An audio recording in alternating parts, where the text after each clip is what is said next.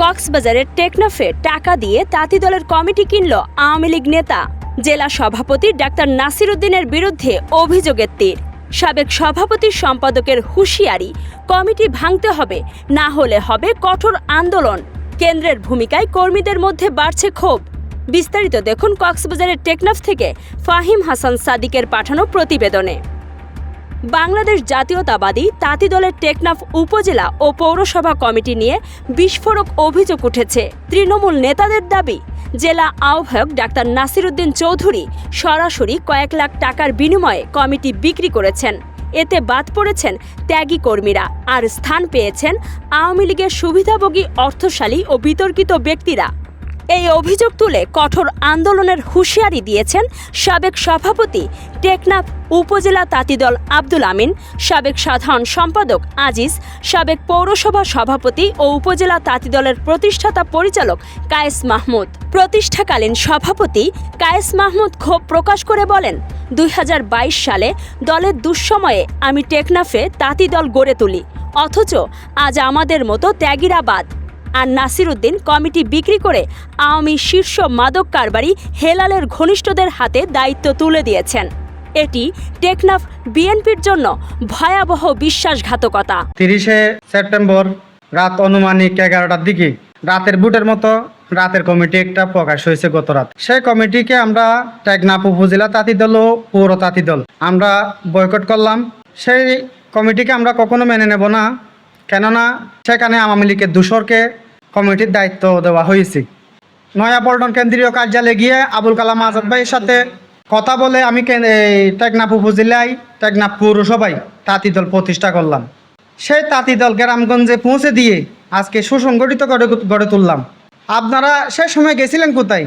এই কমিটি যদি ভেঙে দিয়ে যদি আবার নতুন কমিটি না করেন, আমরা কঠোর থেকে কঠোর আন্দোলনে যেতে বাধ্য হব। আমি টেকনাফ উপজেলা ও তাঁতি দলের পক্ষ থেকে আমি এবার এই হুঁশিয়ারি দিয়ে যাচ্ছি।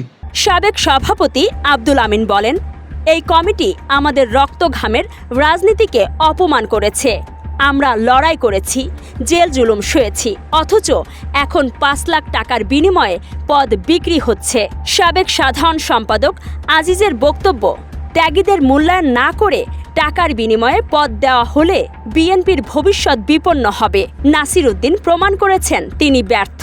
3 সাবেক নেতা স্পষ্ট হুঁশিয়ারি দিয়ে বলেছেন, ডাক্তার নাসির উদ্দিনের নেতৃত্বে গঠিত এই ভুয়া কমিটি অবিলম্বে ভেঙে দিতে হবে, অন্যথায় টেকনাফ উপজেলা ও পৌর তাঁতি দলের পক্ষ থেকে কঠোর আন্দোলনে নামতে বাধ্য হব।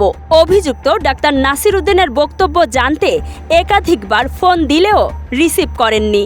কেন্দ্রীয় সভাপতি আবুল কালাম আজাদ অগ্রযাত্রা প্রতিনিধিকে জানায়, কক্সবাজারের যে জেলার সভাপতি আছে, সেক্রেটারি আছে, কাইন্ডলি ওনাদের সাথে আলাপ করে।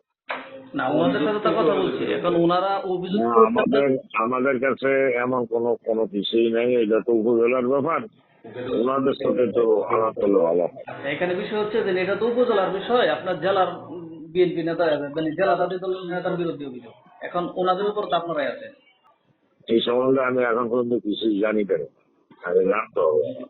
যদি এরকম টাকার বিনিময়ে তথ্য প্রমাণ থাকে তাহলে সেই কমিটি আমরা বাতিল করবো। কেন্দ্রীয় সাধারণ সম্পাদক মজিবুর রহমান জানান, আমরা তো জিজ্ঞাসা করছি নাসিরকে, ভাই আমাদের এরকম ইতিহাস নাই।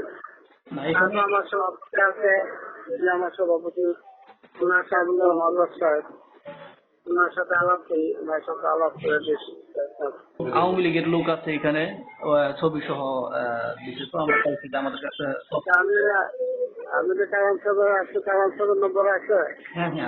স্থানীয় নেতাকর্মীরা বলছেন, এ ধরনের কমিটি ব্যবসা ও আওয়ামী লীগকে পুনর্বাসন দীর্ঘমেয়াদের সংগঠনকে দুর্বল করবে, তৃণমূলের আস্থা নষ্ট করবে।